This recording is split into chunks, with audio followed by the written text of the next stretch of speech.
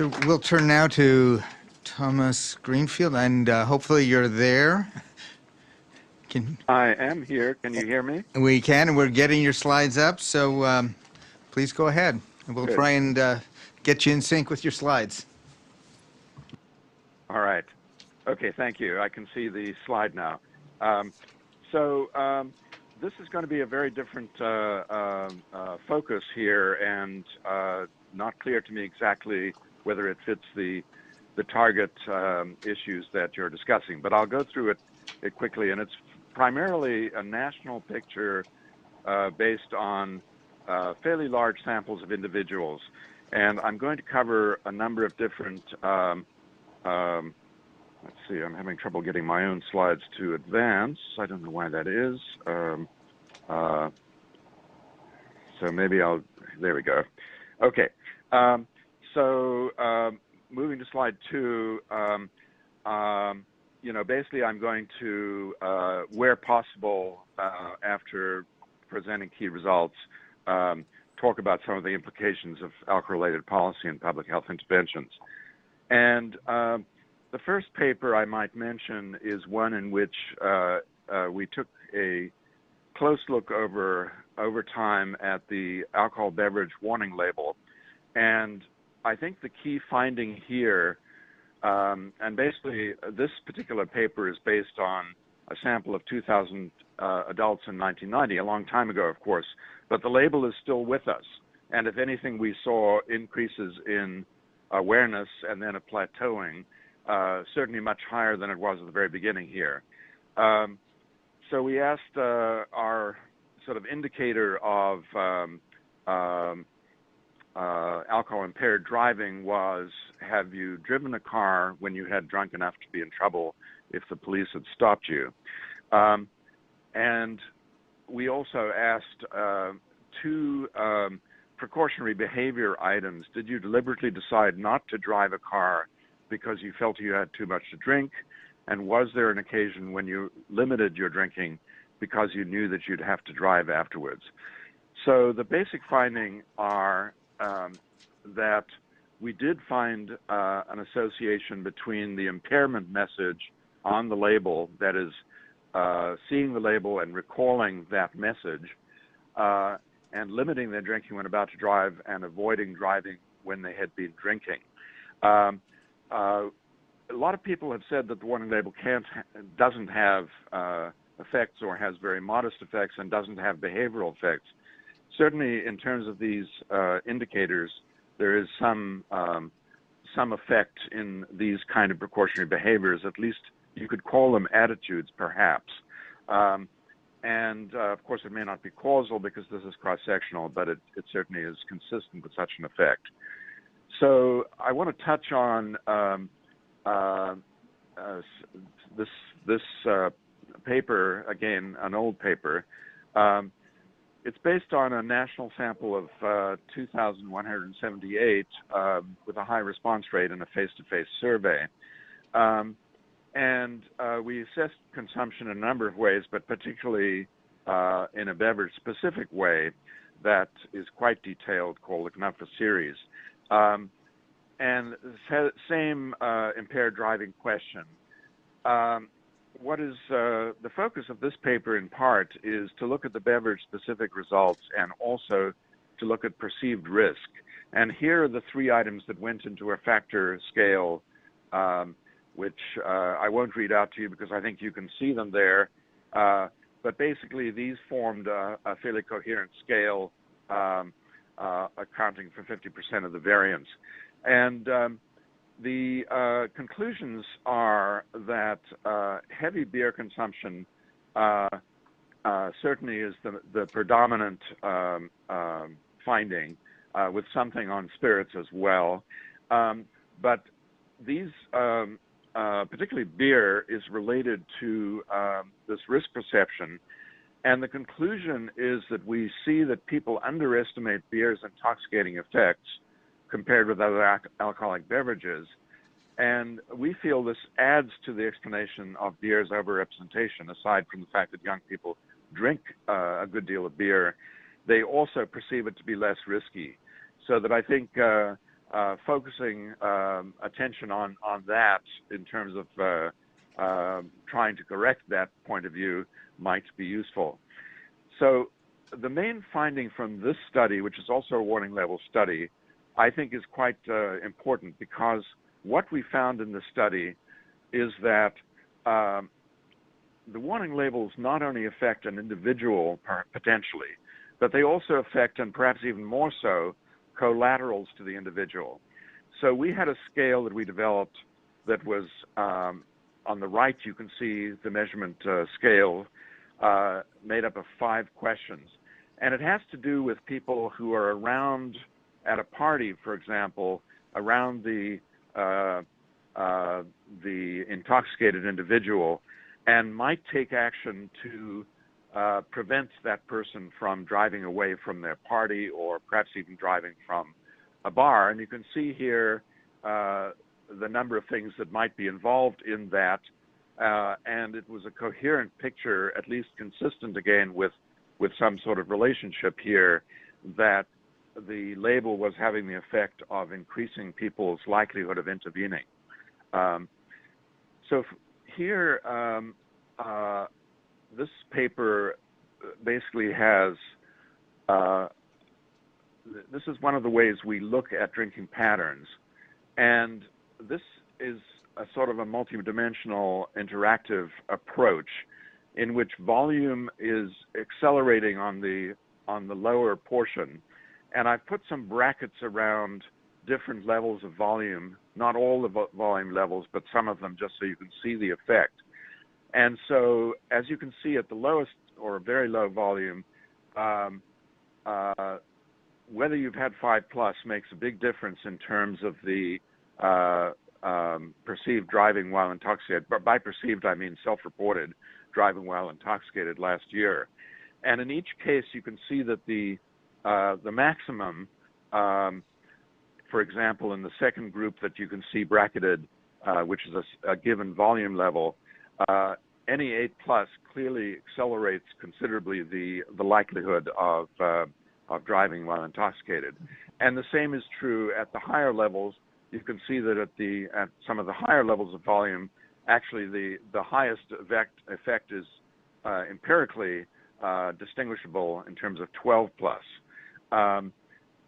So as you go to the higher volumes, to make a differentiation, you obviously have to have higher intensities of drinking, and that's what this really reveals. I'll move on to a more current result, which I'll spend a little more time with. This sort of reinforces some of the earlier beer and spirits and wine perspective. And we took a disparities framework here, and the table that I'll show you makes pretty clear that particularly in 2010 and a little bit in some of the other years, you do see an increase in the number of drinks a person feels they can drink before they will be impaired, over to the right. So, for example, compared to white respondents, you can see that in 2010 with men, the white respondents thought they could drink 3.5 standard drinks. And by the way, we do adjust for drink strength and drink size in these analyses, whereas blacks and Hispanics both thought they could drink almost a full drink more. And they're a little less clear as much for the women, but there is some effect for the women as well. And I will show you some of the distributions where I think you can see that it has quite a bit to do with the fact that among those groups, that is blacks and Hispanics, the numbers of drinks people feel they can drink have a much longer tail. So there are more individuals, not all individuals, but more individuals who are stacking up in the very high levels that they believe they can drink without being intoxicated.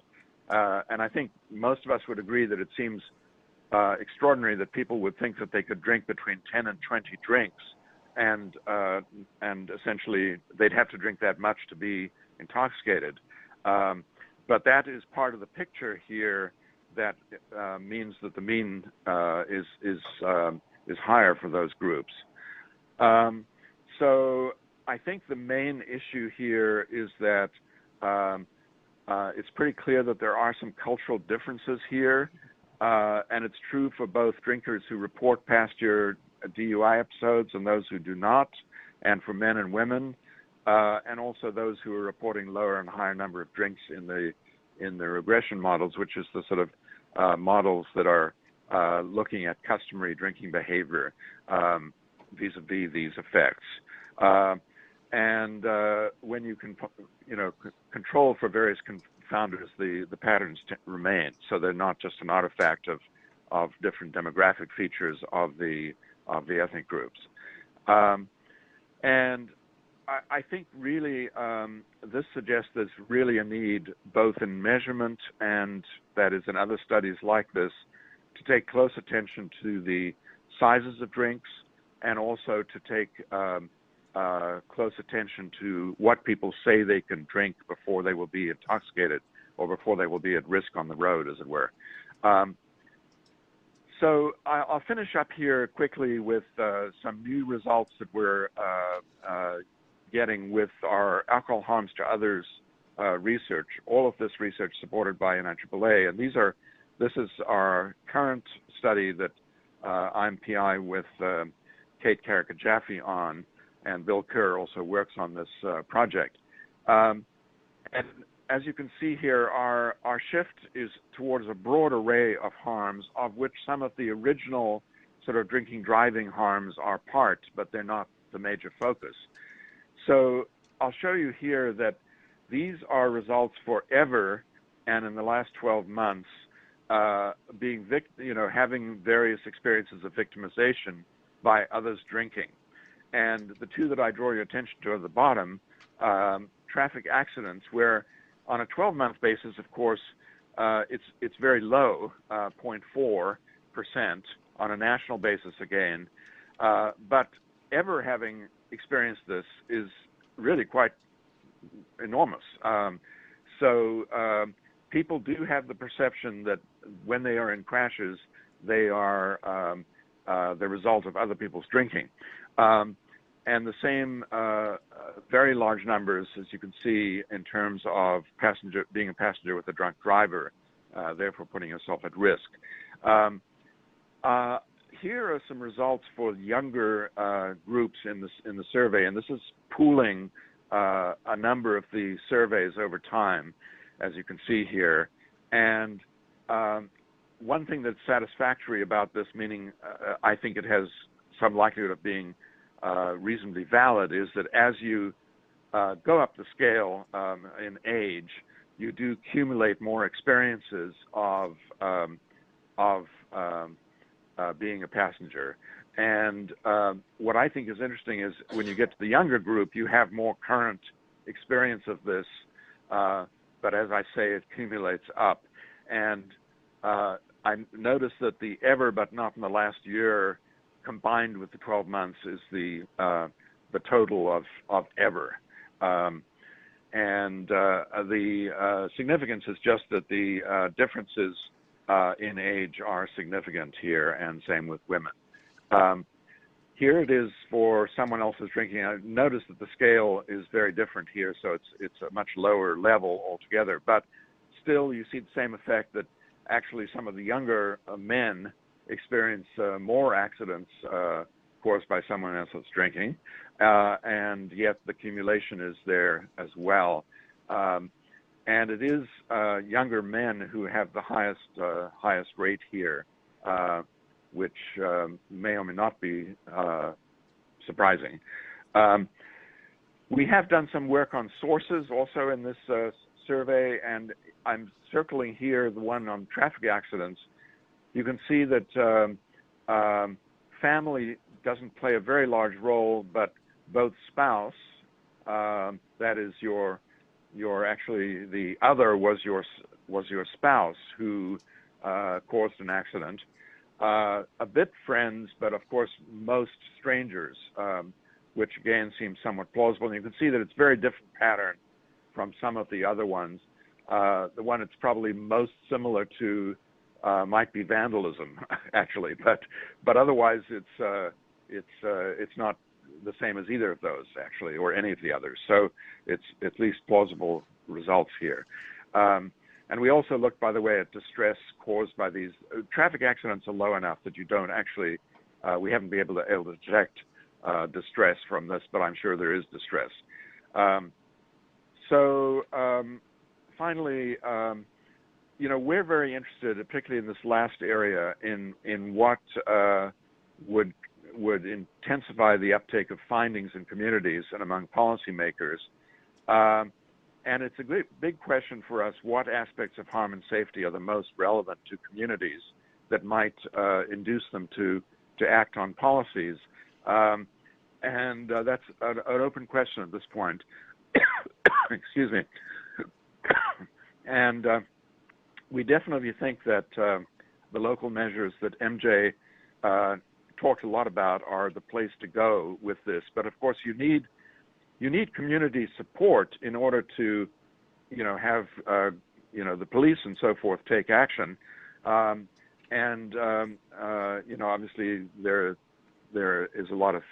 I know Craig is later going to talk about social movements, and this is an area that I think we need to attend to also. Is the motivations that communities might have. And our general feeling is that you have to be somewhat cautious, at least when there hasn't been violation, in focusing entirely on the perpetrators. And our view is that, on the other hand, when there has been offending, it's entirely appropriate to do that. And I'm certainly impressed by some of the results that the South Dakota's 24/7 sobriety approach with rapid, certain, and modest sanctions has had. And I think that's a very promising notion here. But conversely, I think that emphasizing the broader population strategies, including policies, will be the better bet in the long run. So I just want to finish up by saying we appreciate the support of NIAAA here, and all of these studies have been funded by NIAAA over the time, and of course the opinions expressed are those of us, not of the official positions of NIAAA or NIH. So most of these are published, and I'm happy to share them. Some of the newer work is not. We have just done a study, which is an abstract and is being written up right now for the meetings, that shows that state policies using Tim Namey's policy stringency APS scores of impairment scores does reduce the harm from accidents and being a passenger with a drunk driver. We lagged that is, the policies were a year before the surveys, and this is based on surveys from 2000, 2005, 2010, and also our new NATAS survey. So it's a very big sample of 22,000, and it does show the effect of stringency of alcohol policies at the state level. So I think that's going to be useful to people who are concerned with state policies in this area. So thank you very much. That's it. Great. Thanks to you.